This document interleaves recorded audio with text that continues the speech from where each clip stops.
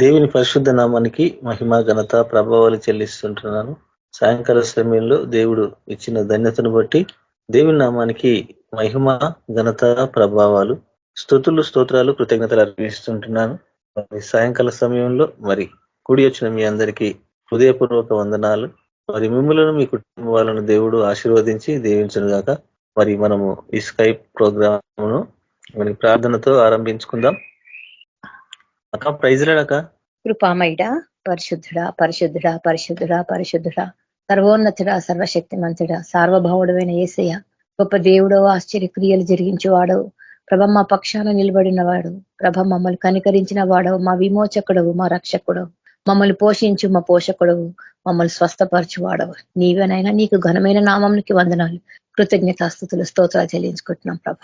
మీకు పాత సన్నిధిలో చేరి ప్రభ, ఇక సాయంత్రకాల సమయం అందన తండ్రి, ఇక స్తుతి ఆరాధనలో ప్రభ పాల్గొనటకు మాకు ఇచ్చిన అవకాశం కొరకే నీకు వందనాలు చెల్లిస్తున్నాం ప్రభ. నా తండ్రి బిడ్డలందరినీ ప్రభ మీరు త్వరపరిచి వేగిరపరచండి నా తండ్రి. ప్రభ సకాలంలోకి వచ్చేటకు ప్రభ మీరు కృప చూపించండి. నీకు వాక్కు ద్వారా మాతో మాట్లాడండి ప్రభ. నా తండ్రి నీ యొక్క వాక్యంలోని ప్రభ, గ్రంథంలోని ప్రభ ఎన్నో నిగూఢమైన సత్యాలు ప్రభ మాకు ఇంకా తెలియాలి నా తండ్రి. ప్రభ తెలియపరచండి యేసయ్య, మాతో మాట్లాడండి నాయన. మా మధ్యలోకి మీరు దిగిరండి ప్రభ.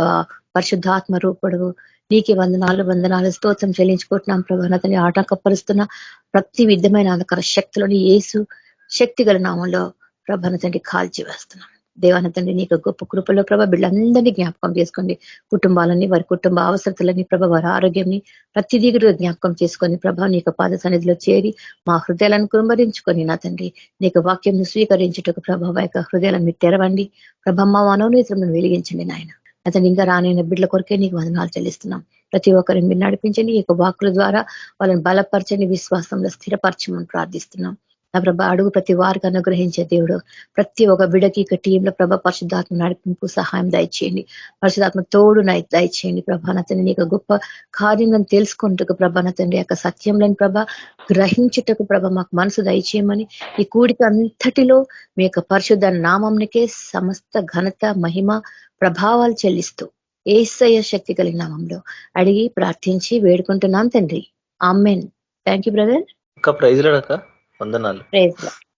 పాడుము పాటలు యేసు కొరకే, పాడేద నేను ఎప్పుడైనా, నా రోజా వనరోజా, లోయలో లిల్లీ ఆయనే నా రాజా.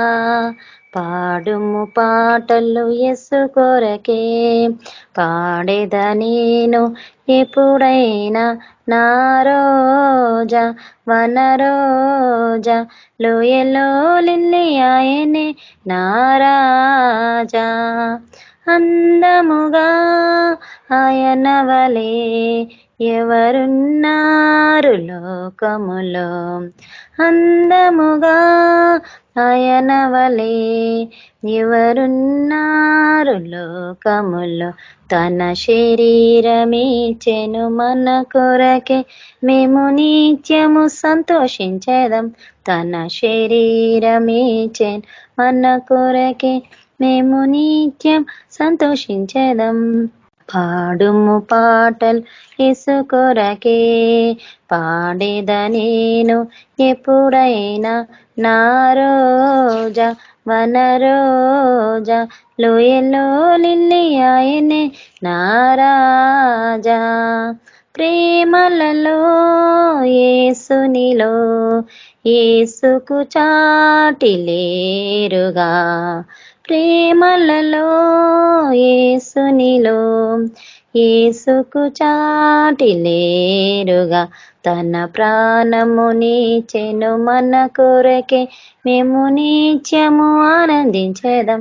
తన ప్రాణమునిచ్చెను మన కొరకే, మేము నిత్యము ఆనందించేదం. పాడుము పాటలు యేసు కొరకే, పాడేద నేను ఎప్పుడైనా, నా రోజా వనరోజా, లోయలో లిల్లీ ఆయనే నారాజా. దేవుడన్నగా యేసు ఒకడే మరణము జయించి లేచెనుగా. దేవుడన్నగా యేసు ఒకడే మరణము జయించి లేచెనుగా. నా యేసుని పైన ఆనుకొని జయ గీతము పాడెదము. నా యేసుని పైన ఆనుకొని జయ గీతము పాడెదము. పాడుము పాటలు యేసు కొరకే పాడేద నేను ఎప్పుడైనా. నా రోజా వనరోజా లోయలో లిల్లీ ఆయనే నారాజా. Hallelujah. Praise the lord brother. Thank you brother. Praise lord sister, thank you. God bless you అన్న. ప్రైజ్ లార్డ్ అన్న చంద్రశేఖర్ అన్న. ప్రార్థిస్తాం. పరిశుద్ధ వగు తండ్రి మీకు వందాలనైనా ప్రభు. ఉదయ సిస్టర్ గురించి, తిరుమల యాదమ్మ గురించి, సుందర్రావు గారి గురించి ప్రార్థిస్తున్నాం నైనా. వీరి స్వస్థతను అద్భుతాలను అనుగ్రహించి మనం ప్రార్థిస్తున్నాం. ముఖ్యంగా ఉదయ సిస్టర్ గురించి మేము ప్రార్థిస్తున్నాగా ప్రభు. నేను తన శరీరాన్ని బలహీనతలను గమనిస్తున్నారు నైనా. స్వస్థత దయచేయమని ప్రార్థిస్తున్నాము. దాన్ని పట్టి పిడిసిన దుష్ట శక్తులను అన్నింటినీ గద్దిస్తున్నాం. యేసుక్రీస్తున్నాం. Depart from her life in the mighty name of Yeshua the Christ I charge. ప్రభు బిడ్డని సాక్షిగా నిలబెట్టండి అయినా. లేవనైతే నడిపించండి.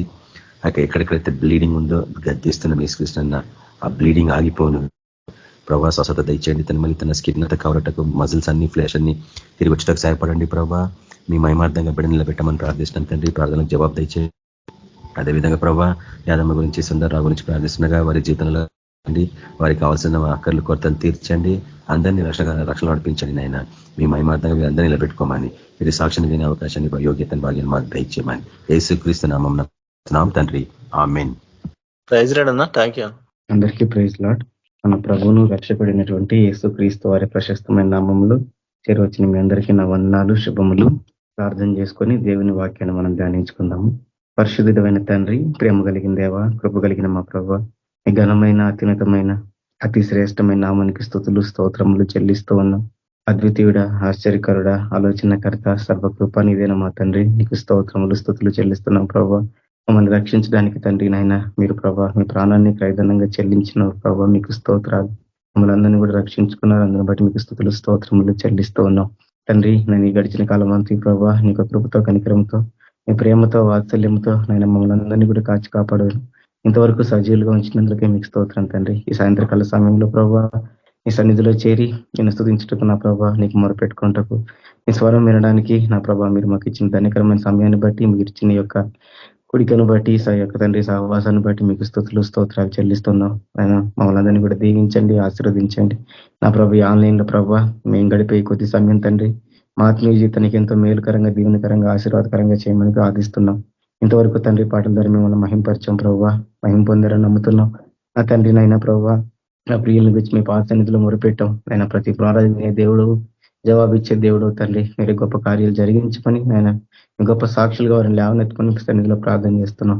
ఈ సమయంలో తండ్రి నీ వాక్యాన్ని మేము ధ్యానించుకోబోతుండగా మీరే సహాయపడము, ప్రభుని అనుగ్రహించము తండ్రి. మీరే మాతో మాట్లాడండి. నేను మీకు తగిన ప్రీతికరమైన జీవితం ఏ రీతిగా జీవించాలో ప్రభావ నీ లేఖనాల నుంచి మాకు చూపించండి. సరి చేయబడిన వారమై తండ్రి సత్యంలో నడవడానికి నైనా మీకు ప్రీతికరంగా, మీకు విధేయత కలిగి నడవడానికి సహాయం చేయమని ప్రార్థిస్తున్నాను. మిమ్మల్ని మాత్రమే మహింపరిచేవారిగా తండ్రి మమ్మల్ని సిద్ధపరచమని ప్రార్థన చేస్తున్నాను. తండ్రి నాయన ప్రభా నీ పక్షంగా నిలబడుతున్నాను మీరు జ్ఞాపకం చేసుకునండి.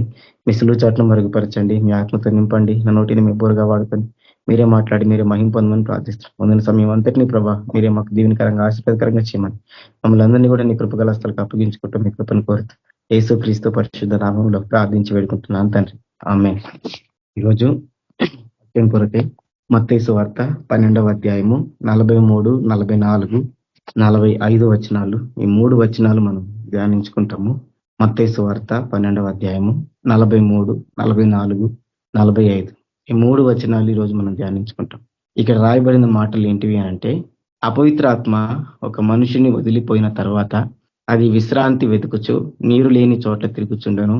విశ్రాంతి దొరకనందున నేను వదిలి వచ్చిన నా ఇంటికి తిరిగి వెళ్ళదును అనుకుని వచ్చి ఆ ఇంట ఎవరునూ లేక అది ఊడ్చి అమర్చి ఉండుట చూచి వెళ్ళి తనకంటే చెడ్డవైన మరి 7 దెయ్యములను వెంట పెట్టుకుని వచ్చును. అప్పుడు అవి దానిలో ప్రవేశించి అక్కడనే కాపురముండును. అందుచేత ఆ మనుష్యుని కడపటి స్థితి మొదటి స్థితి కంటే చెడ్డదగును, అలాగే ఈ దుష్టతరము వారికి సంభవించునను. యేసుక్రీస్తు ప్రభువారు ఆయన శిష్యులకు ఆయన ఈ మాటలు చెబుతూ ఉన్నాడు. ఆయన చెబుతుంది ఏంటిది అనంటే, అపవిత్ర ఆత్మ ఒక మనిషిని వదిలిపోయిన తర్వాత, అంటే ఈ లోకంలో నీతిమంతుడు ఒక్కడు లేడని బైబుల్ చెప్తా ఉంది. ఏ భేదము లేదు, అందరూ పాపము చేసి దేవుడు అనుగ్రహించే మహిమను పొందలేకపోతున్నారు అనే వాక్యాలు మనం చూస్తాం. దాని అర్థం ఏంటిది అనంటే, మనమందరం కూడా పాపులము, మనమందరం కూడా ఒకప్పుడు ఈ లోకానికి బానిసలము, అపవాది సంఖ్యలలో ఉన్నవారము, చీకటిలో ఉన్నవారము, పాపపు బంధకాలలో ఉన్నటువంటి వారము, అపవిత్ర ఆత్మలతో నింపబడినటువంటి వారము. అటువంటి వారమైన మనల్ని అటువంటి వారిగా ఒకప్పుడు ఉన్నాము అని చెప్తున్నాడు. అంటే అపవిత్రాత్మ ఒక మనిషిని వదిలిపోయింది. వదలినంత వరకు ఆ స్థితి ఎటువంటిది అనంటే, రక్షించబడినటువంటి స్థితి, రక్షణ పొందినటువంటి స్థితి, బాప్తీసం పొందినటువంటి స్థితి, యేసు ప్రభువుని ఎరగినటువంటి స్థితి. ఆ స్థితిలో చూడండి, ఆ మనుష్యుని ఒక అపవిత్రాత్మ వదిలిపోయిన తర్వాత విశ్రాంతి వెతుకుచు నీరు లేని చోట్ల తిరుగుచుండును. అది విశ్రాంతిని వెతుక్కుంటూ తిరుగుతూ ఉంటుంది. విశ్రాంతి ఎక్కడ దొరకకపోతే నేను వదిలి వచ్చిన ఇంటికి తిరిగి వెళ్తాను అనుకొని అది ఆ ఇంటి దగ్గరకు మరలా వస్తుంది. అంటే ఆ అపవిత్రమైన, ఆ రక్షించబడిన, అపవిత్రంగా జీవించినటువంటి, ఇప్పుడు రక్షించబడినటువంటి ఆ వ్యక్తి దగ్గరకు వస్తుంది. ఆ వ్యక్తి దగ్గర అంటే ఆ వ్యక్తి ఇల్లు అంటే తన హృదయము ఊడ్చి అమర్చి ఉండుట, అంటే తన హృదయము ఖాళీగా ఉండడం మనం అర్థం చేసుకోవచ్చు. ఖాళీగా ఉండడం ద్వారా ఏమవుతుంది అనంటే, వెళ్ళి తనకంటే చెడ్డమైన మరి 7 దెయ్యాలని పట్టుకొని వస్తుంది. మొదట ఒకటి వెళ్ళిపోయింది, తిరిగి మళ్ళీ 7తో తిరిగి వచ్చింది, మొత్తం 8 వచ్చి ఆ యొక్క వ్యక్తి హృదయంలో కూర్చుంటాయి. అందువలన ఒక మనుష్యుడి కడపటి స్థితి మొదటి స్థితి కంటే చెడ్డదగును అన్నాడు. అంటే మనిషి యొక్క స్థితి మొదటి కంటే కూడా చివరికి వచ్చే వరకు బహు దారుణంగా తయారవుతుంది అని అంటూ ఆయన అన్న మాట ఏంటిది అనంటే, అలాగే ఈ దుష్టతరము వారికి సంభవించునెను. అంటే ఇది ఎవరికి జరుగుతుంది అని ఆయన చెబుతున్నాడు అనంటే, ఈ తరంలో ఉండే మనుషులకు, ఈ తరంలో ఉన్న వారికి ఇది జరుగుతుంది అంటున్నాడు. అంటే ఇక్కడ మనం జ్ఞాపకం చేసుకుంటున్నాము, ఒక మనుష్యుడు రక్షించబడక మునుపు అపవిత్ర ఆత్మతో నింపబడిన వాడు ఎప్పుడైతే యేసు ప్రభుని సొంత రక్షకునిగా అంగీకరించి మారుమనసు పొంది వస్తాడో, ఆ వ్యక్తిలో నుంచి ఆ దెయ్యం వెళ్ళిపోతుంది. ఆ వ్యక్తి గనక దేవుని వాక్యముతో నింపబడకపోతే, దేవుని ఆత్మతో నింపబడకపోతే, అతడు ఖాళీగా ఉంటే తిరిగి మరలా 7 దెయ్యాలను పట్టుకొని వస్తుంది. అక్కడ రాయబడిన మాట ఏంటిది అంటే, నీరు లేని చోట్ల తిరుగుచుంటను. నీరు లేని చోట అంటే, నీరు అంటే దేవుని వాక్యానికి సాదృశ్యం, అది మనకు తెలుసు. దేవుని వాక్యమే జీవజలం. ఆ వాక్యం అతని హృదయంలో లేకపోతే తిరిగి మళ్ళీ తీసుకొచ్చి 7 దెయ్యాలు వచ్చి కూర్చోబెడుతుంది. అప్పుడు అతని పరిస్థితి బహు దారుణంగా తయారవుతుందని వాక్యం సెలవిస్తాం. ఈ వాక్య భాగము మనం గత సంవత్సరం కొంతకాలం క్రితం ధ్యానించాం. ఆ 7 ఆత్మల గురించి మనం ఎంతగానో ఒక రోజు మనం ధ్యానిస్తూ వచ్చాం. ఈ రోజు ఆ 7 ఆత్మల్లో ఒక ఆత్మ అయినటువంటి ఆత్మని ఈరోజు మనం ధ్యానించుకుంటాం. ఒక ఆత్మని గురించి ఈరోజు మనం ధ్యానించుకుంటాం. ఆ ఆత్మ ఎక్కడ రాయబడింది అంటే, యోహాను రాసిన మొదటి పత్రిక 4వ అధ్యాయము 6వ వచనంలో మనం చూస్తాం. యోహాను రాసిన మొదటి పత్రిక 4వ అధ్యాయము 6వ వచనం. ఇక్కడ ఒక ఆత్మ గురించి యోహాను భక్తుడు రాస్తున్నాడు. ఏంటిది అనంటది, మనము దేవుని సంబంధులము, దేవుని ఎరిగిన వాడు మన మాట వినును, దేవుని సంబంధి కానివాడు మన మాట వినడు. ఇందువలన మనము సత్య స్వరూపమైన ఆత్మ ఏదో, భ్రమపరచు ఆత్మ ఏదో తెలుసుకొనుచున్నాము. ఆయన ఇక్కడ 2 ఆత్మల గురించి మాట్లాడుతున్నాడు. మొదటిది సత్య స్వరూపమైన ఆత్మ, అంటే మన ప్రభు అయిన యేసుక్రీస్తు యొక్క ఆత్మ, అది దేవుని ఆత్మ, పరిశుద్ధాత్మ, దాని గురించి మాట్లాడుతున్నాడు. రెండవది భ్రమపరచు ఆత్మ, భ్రమపరచు ఆత్మను గురించి మాట్లాడుతున్నాడు. దీని గురించి ఆయన వివరిస్తున్న విధానం ఎలా ఉంది అనంటే, ఎవడైతే దేవుని మాట వినడో, ఎవడైతే దేవుని వాక్యానికి లోబడడో, దేవుని వాక్యం చేత సరిచేయబడడో, వాడు దేవుని సంబంధి కాడు. అంత మాట ఎందుకు కాడు అనంటే, వాడు దేవుని ఆత్మ చేత నింపబడలేదు. మరి దేనితో నింపబడ్డాడు అనంటే, భ్రమపరచు ఆత్మ చేత నింపబడ్డాడు. కాబట్టి అతడు దేవుని సంబంధి కాదు అని సెలవిస్తూ వచ్చాడు. చూడండి, ఈ రోజు మనం ధ్యానించుకోబోయే అంశం కూడా ఇదే, భ్రమపరచు ఆత్మ. ఈ ఆత్మ బహు భయంకరమైనది. ఈ ఆత్మ బహు చెడ్డది. ఎందుకు చెడ్డది అనంటే, అపవిత్ర ఆత్మ పట్టిన వ్యక్తిలో అపవిత్రమైన కార్యాలు మనకు కనపడతాయి. అపవిత్రమైన కార్యాలు అతను చేసిన ప్రతిసారి తన మనసాక్షి తను గద్దిస్తూ ఉంటది. ఇదిగో నువ్వు మోసం చేస్తున్నావు, ఈ మోసం చేయడం తప్పు. ఇదిగో నువ్వు వ్యభిచారం చేస్తున్నావు, ఈ వ్యభిచారం చేయడం తప్పు. ఇదిగో నువ్వు పాపపు చూపులు చూస్తున్నావు, ఇది తప్పు అని గ్రహించగలుగుతాడు. అని ఇష్టపడి చేస్తాడు. గ్రహించి ఇది తప్పని తెలుసుకొని కూడా చేస్తాడు. అది తప్పని అర్థం అవుతుంది అతనికి. కానీ భ్రమపరచు ఆత్మ ఉన్న వ్యక్తిలో అది తప్పని కూడా అర్థం కాదు. తాను చేస్తున్నది తప్పే, తాను చేస్తున్నది పాపమే, తాను జీవిస్తున్న జీవితము అపవిత్రమైనదే, కానీ గ్రహించరు అన్నట్టు. నేను కరెక్ట్ గానే ఉన్నాను అని అనుకుంటారు. అటువంటి స్థితిలోనికి ఈ ఆత్మ ఒక మనిషిని తీసుకెళ్తుంది. అటువంటి ఆత్మ చూడండి, భ్రమపరచు ఆత్మను గురించి ఇంగ్లీష్ లో రాయబడిన మాట ఏంటిది అని అంటే the spirit of error. Spirit of error అంటాం. ఎర్రర్ అంటే ఏంటిది అని అంటే ఒక దోషం మాదిరి. దాన్ని ఇంగ్లీష్ లో ఎలా రాశారు అని అంటే unintended or unexpected deviation from the expected behaviour of a system. అంటే ఏదైతే మనం ఆశిస్తామో ఒక దాని నుంచి, లేదంటే ఒక కంప్యూటర్ ఉందనుకోండి, దాని నుంచి ఏదైతే మనం ఆశిస్తామో మనం ఆశించింది రాదు, కానీ ఆశించింది కాకుండా అనుకోనిది వస్తుంది. అన్ఇంటెండెడ్ అన్ఎక్స్పెక్టెడ్ డీవియేషన్, అనుకోకుండా వస్తుంది. మనం అనుకోనిది జరుగుతుంది, కొంచెం వేరియేషనే ఉంటది. అదే ఆ బ్రహ్మపరచు ఎర్రర్ అంటే, అదే బ్రహ్మపరచు ఆత్మ. అంటే మనం వెళ్ళే త్రోవ, మనం వెళ్ళే మార్గం అంతా బాగానే ఉందనుకుంటాం, కానీ ఎక్కడో ఒక్క చోట కొంత డీవియేట్ అవుతాం. కొంత డీవియేట్ అయినప్పుడు చూడండి, మనం వెళ్తున్న మార్గానికి మనం దగ్గరగానే ఉన్నట్టు ఫీల్ అవుతాం, కానీ మనం గమనించింది ఏంటిదనంటే సాగే కొద్దీ ఆ మార్గానికి దూరంగా పోతాం. ఉదాహరణకి ఇంకా మనకు అర్థం కావాలనంటే మనం స్ట్రైట్ రోడ్లో వెళ్ళిపోతున్నాం. స్ట్రైట్ రోడ్లో వెళ్తున్నప్పుడు సగం దూరం వెళ్ళిన తర్వాత స్ట్రైట్ గా పోకుండా కొంచెం పక్కకు తిరిగాం, కొంచెమే, 1 డిగ్రీనే, 90 degrees కాదు, 45 degrees కాదు, 180 degrees కాదు. 180 degrees అంటే పూర్తిగా వెనక్కి వెళ్ళిపోవడం, 90 degrees అంటే చక్కగా దానికి వంకరగా వెళ్ళిపోవడం. కానీ 1 డిగ్రీనే పక్కకు తిరిగాం. 1 డిగ్రీ అంటే కొంచెమే. మనకు ఆ కొంచెం అసలు అర్థం కాదు, అది మనకు తెలియదు. అది కొంచెం మనం డీవియేట్ అయినామని కూడా అర్థం కాదు. 1 డిగ్రీ అంటే అంత స్వల్పమైంది అన్నట్టు. వాళ్ళు ఏమనుకుంటారు అని అంటే స్ట్రైట్ గా పోవాల్సిన వారు 1 డిగ్రీ పక్కకి తిరిగి పోతా ఉంటే నేను దగ్గరగానే ఉన్నాను కదా, ఇదే కదా ఆ మార్గం అనిపిస్తుంది. కానీ పోను ఏమవుతుందంటే అసలైన మార్గానికి, వంకర తిరిగిన మార్గానికి ఇనిషియల్ గా పెద్దగా అనిపించదు, ఆ మార్గంతో కలిసి పోతున్నట్టే అనిపిస్తుంది. కానీ చివరికి వచ్చే వరకు చేరుకోలేనంత దూరంగా ఆ 2 మార్గాలు వెళ్ళిపోతాయి, చాలా దూరం అయిపోతాయి. ప్రారంభంలో చాలా దగ్గరగా నడుస్తున్నట్టే ఉంటది, అందులోనే పోతున్నట్టు ఉంటది, ఆ మార్గంలోనే పోతున్నట్టు ఉంటది. కానీ చివరికి వచ్చే వరకు ఆ మార్గానికి బహు దూరంగా వెళ్ళిపోతారు. అలా నడిపించేదే బ్రహ్మపరచు ఆత్మ, అలా తీసుకెళ్లేదే బ్రహ్మపరచు ఆత్మ. అంత భయంకరమైంది అన్నట్టు. అది ఎంత భయంకరమైనది అని అంటే మీకు ఉదాహరణకు అర్థం కావడానికి చెప్తున్నాను. నేను ఒంగోలుకి అని చెప్పి బయలుదేరాను, బండి వేసుకొని లేదా కారు వేసుకొని, నా వాహనం తీసుకొని నేను ఒంగోలు వెళ్ళాలని చెప్పి నేను బయలుదేరాను. ఒంగోలు వెళ్ళాలి అని అంటే చూడండి, కొన్ని మలుపులు ఉంటాయి. హైదరాబాద్ నుంచి ఒంగోలు వెళ్ళాలంటే మలుపులు ఉంటాయి. విజయవాడ హైవేలో పోవాలి, నార్కెట్పల్లి వరకు వెళ్ళాలి, నార్కెట్పల్లి నుంచి రైట్ తీసుకోవాలి, స్ట్రైట్ గా వెళ్తే విజయవాడ వస్తుంది. నార్కెట్పల్లి నుంచి స్ట్రైట్ గా పోవాలి. స్ట్రైట్ గా పోయిన ఆ హైవేలో కొంత దూరం పోయిన తర్వాత నెకరికల్ అనే ప్రాంతం దగ్గర మళ్ళీ రూట్ డీవియేషన్ అవుతుంది. నేనేం చేశాను, పట్టించుకోకుండా, సరి చేసుకోకుండా ఒంగోలు మార్గంలో వెళ్లాల్సిన నేను గుంటూరు మార్గంలో పోయినాను. గుంటూరు మార్గంలో పోయిన నేను కొంత దూరం వెళ్ళిన తర్వాత నాకు బోర్డు కనిపించింది. ఏమని? గుంటూరుకి 100 కిలోమీటర్లు అని ఒక బోర్డు కనిపించింది. చూడండి, మామూలుగా అయితే నేనేమనుకుంటాను, అరే నేను తప్పుడు మార్గంలో వచ్చానే, ఇది ఒంగోలు పోయే మార్గం కాదు, ఇది గుంటూరు పోయే మార్గం, ఇది నేను తప్పుడు మార్గంలో వచ్చానని చెప్పి వెనక్కి వెళ్ళిపోతాం. ఇది మామూలుగా చేసే పని. కానీ భ్రమపరచు ఆత్మ బట్టిన వాళ్ళు చేసే పని ఏంటో తెలుసా? వాళ్ళు ఎలా ఆలోచిస్తారు అని అంటే ఇది గుంటూరుకు వెళ్ళే మార్గం అని రాయబడింది, ఒంగోలుకు వెళ్ళే మార్గం కాదు కదా అని ఇక్కడెక్కడ రాయలేదు కదా.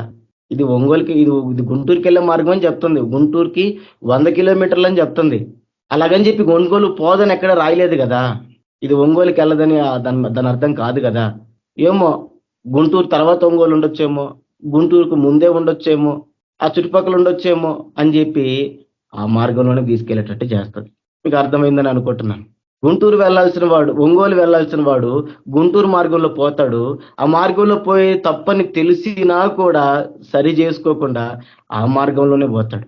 ఎందుకంటే ఏమనుకుంటాడు అని అంటే పైపెచ్చు, నేను తప్పుడు మార్గంలో పోతున్నాను అని అనుకోడు, నేను కరెక్ట్ మార్గంలోనే పోతున్నాను, ఏమో గుంటూరు తర్వాత వచ్చిద్దేమో, గుంటూరు ముందు వచ్చిద్దేమో. ఇక్కడ గుంటూరు కని రాసింది కానీ ఒంగోలు కాదని రాయలేదు కదా అనేటువంటి తలంపులు పుట్టిస్తుంది. అదే ఈ భ్రమపరచు ఆత్మ, అదే ఈ భ్రమపరచు ఆత్మ. ఎందుకు దీని గురించి మనము ప్రాముఖ్యంగా మనం తెలుసుకోవాలి అని అంటే నాకు బాప్తీసం పొందక మునుపు నాకు కొన్ని డౌట్లు ఉండేవి. నేను ఎప్పుడు దేవునికి లోబడిన వ్యక్తిని కాదు. బాప్తీసం పొందక ముందు నా జీవితం ఘోరమైన జీవితమే. లోకపు ఇష్టాలతోటి లోకానుసారమైన జీవితం జీవిస్తుండేవాడిని. లోకపు ఆశలు అన్నీ ఉన్నాయి. ఆ సమయంలో నాకు యేసుప్రభు గురించి తెలుసు. నాకు చిన్నప్పటి నుంచే యేసుప్రభు గురించి తెలుసు. నేను ఎవరన్నా వాక్యం చెప్పినా, మా ఇంట్లో వాళ్ళు లేదంటే ఎవరి ద్వారానైనా సరే బాప్తీసం పొందమనే ఒక మాట నా చెవిని పడ్డా కూడా, అమ్మో బాప్తీసం పొందకూడదు. ఎందుకు పొందకూడదు? బాప్తీసం పొందితే అబద్ధాలు ఆడకూడదు, బాప్తీసం పొందితే సినిమాలు చూడకూడదు, బాప్తీసం పొందితే చెడు పనులు ఏవి కూడా చేయకూడదు, పాపిష్టి పనులు ఏవి కూడా చేయకూడదు, చాలా పరిశుద్ధుడిగా నీతిమంతుడిగా జీవించాలి అనే ఒక తలంపు ఉండే. ఇప్పుడున్న మన బతుక్కి మనం ఇప్పుడు ఎలా జీవించగలం? అటువంటి జీవితం మనకు వద్దులే, ఈ లోకం బాగుంది అని అనుకునేవాడిని. బాప్తీసం పొందక ముందు నాకు రక్షణ లేదు, నాకు దేవుని వాక్యము తెలియదు, యేసు ప్రభు కూడా పూర్తిగా తెలియదు, ఆయన ఎందుకు చచ్చిపోయాడో కూడా నాకు తెలియదు. అటువంటి స్థితిలోనే నాకు ఈ విధమైన ఆలోచన ఉంది. ఏమని? నేను పాపం చేయకూడదు, బాప్తీసం పొందితే పాపం చేయకూడదు, బాప్తీసం పొందితే అబద్ధాలు ఆడకూడదు, బాప్తీసం పొందితే లోక సంబంధమైనటువంటి ఆశలు ఉండకూడదు, పర్ఫెక్ట్ గా నీతిమంతుడిలాగా జీవించాలి, ఏ పాపము చేయకూడదు అనేటువంటి ఆలోచన విధానం నాకు ఉండేది. ఎందుకు ఈ విషయం చెప్తున్నాను అంటే, నాకు బాప్తీసం లేకపోయినా దేవుని వాక్యం తెలియకపోయినా నాకు ఆలోచన ఉండేది. కానీ ఈ రోజుల్లో మనుషుల్లో బాప్తీసం పొందుతున్నారు, నాకు పరిశుద్ధాత్మ ఉందని చెప్తున్నారు, దేవుని వాక్యం గంటల తరబడి వింటున్నారు, దేవుని వాక్యాన్ని గంటల తరబడి చదువుతున్నారు, గంటలు గంటలు ఉపవాసాలు ఉంటున్నారు, ప్రార్థనలు చేస్తున్నారు, రోజులు ఉపవాసాలు చేస్తున్నారు. కానీ నేను చేస్తున్నది తప్పు అని మాత్రం గ్రహించలేని స్థితిలో ఉన్నారు. ఇది నాకు ఆశ్చర్యం. ఇప్పటి నుంచి కాదు, నాకు బాప్తీసం పొందక ముందు నుంచి. ఇది ఎలా సాధ్యం?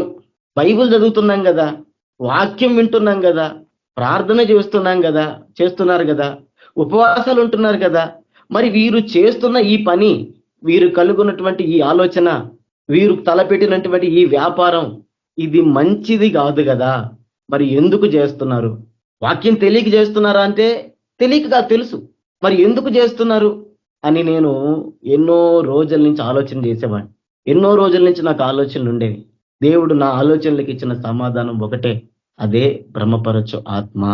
ఆ ఆత్మ బట్టిన వాళ్ళకి ఏది అర్థం కాదు, ఆ ఆత్మ బట్టిన వాళ్ళకి ఏది అర్థం కాదు. అటువంటి పరిస్థితిలో ఉంటారు.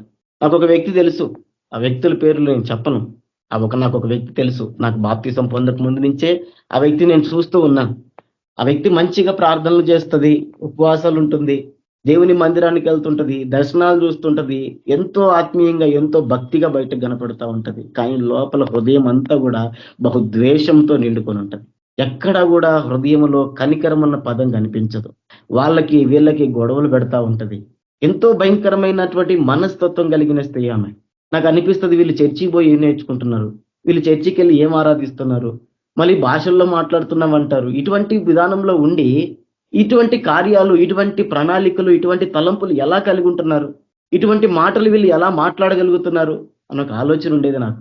మరి వాళ్ళని మాట్లాడి చూడండి, వాళ్ళతో మాట్లాడండి, ఎంత బాగా మాట్లాడతారు. మళ్ళీ దేవుడు అన్న పదం లేకుండా ఒక్క ముక్క ముందుకు పోదు, వెనక్కి రాదు, అంత భక్తిగా మాట్లాడతారు. కానీ వాళ్ళ హృదయ ఆలోచనలన్నీ బహు ఘోరంగా ఉంటాయి. వాళ్ళ మాటలన్నీ కొండాలుగా ఉంటాయి, గొడవలు పెట్టేవిగా ఉంటాయి, వ్యసనంతో కూడుకున్నవిగా ఉంటాయి. అటువంటి పరిస్థితుల్లో ఉంటారు. ఇంకొక ఆయన తెలుసు నాకు, సేవకుడు, దేవుని సేవకుడు. ఆయన దేవుని పరిచర్య చేస్తున్నాడు, వాక్యం చెబుతున్నాడు, అన్నీ చెబుతున్నాడు.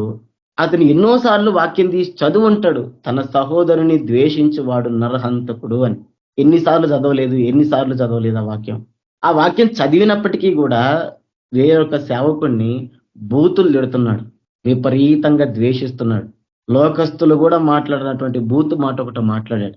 అటువంటి మాట మాట్లాడాడు. అంత ద్వేషాన్ని ఆ వ్యక్తి పట్ల అతను నింపుకున్నాడు. మరలా తిరిగి అతనిలో ఏ మాత్రం పశ్చాత్తాపం కనిపించదు.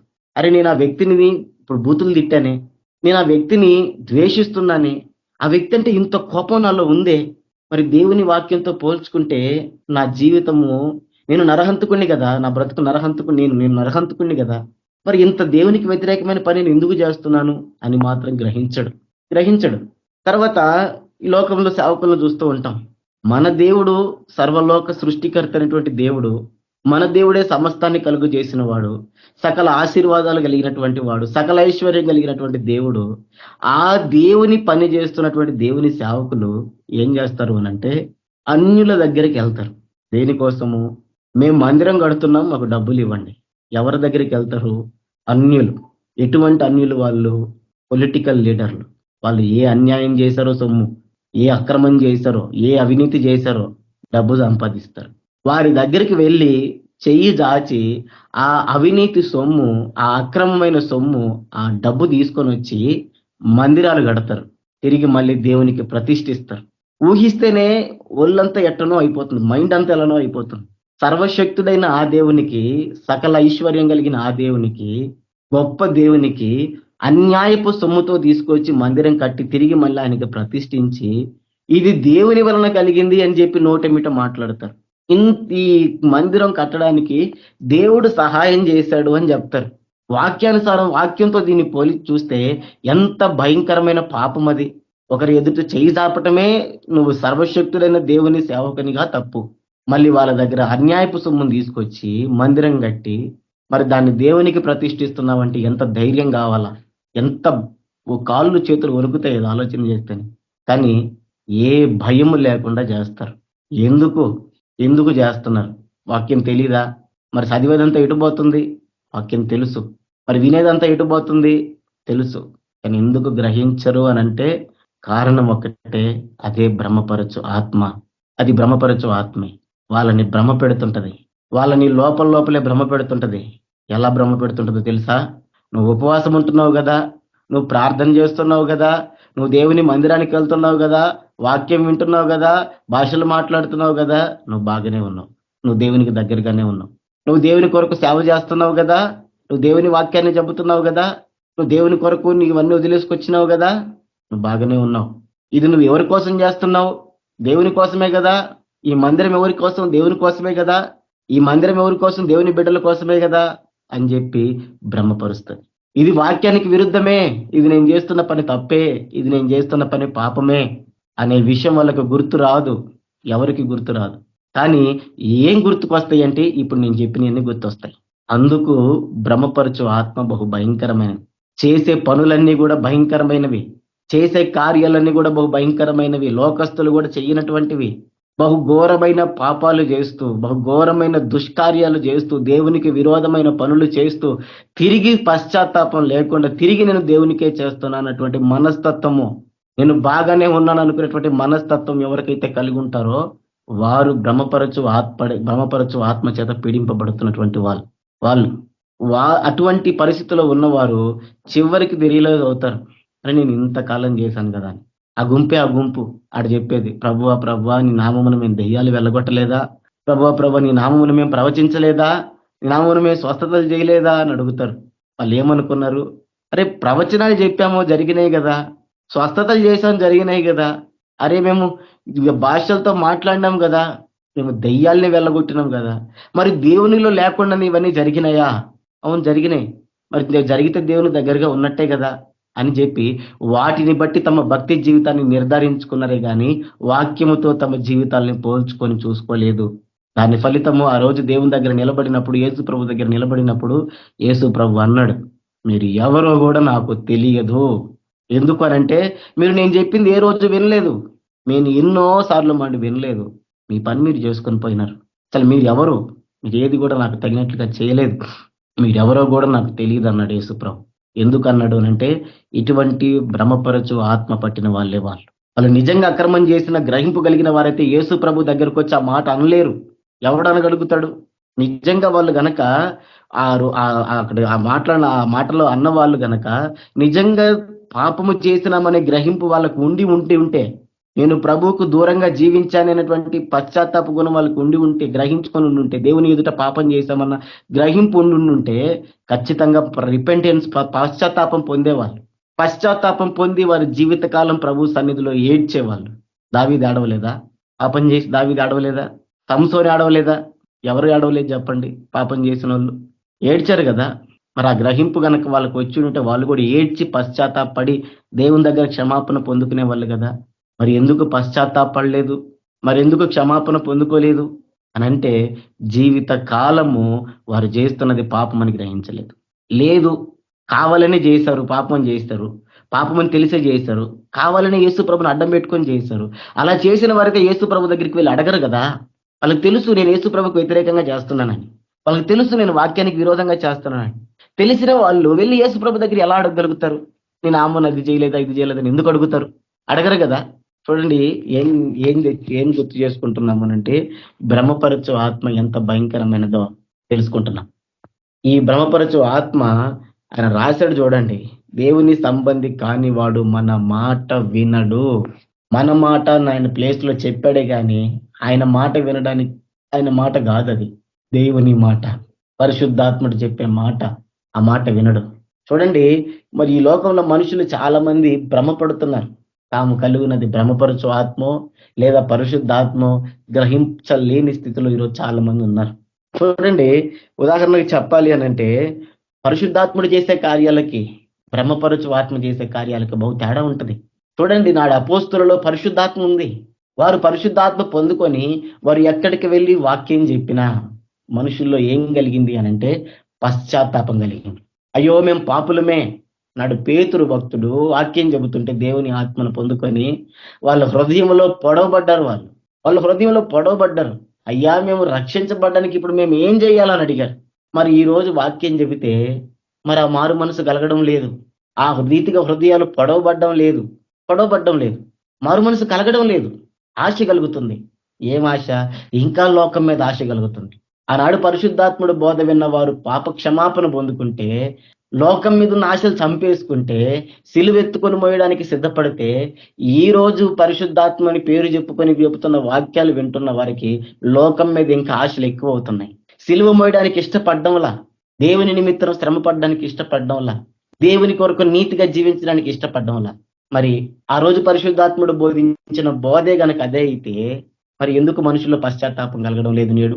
తర్వాత నాడు దేవుని కార్యాలు చూశారు. అపోస్తులు చేసిన కార్యాలను చూసి ఎంతో మంది భయపడ్డారు.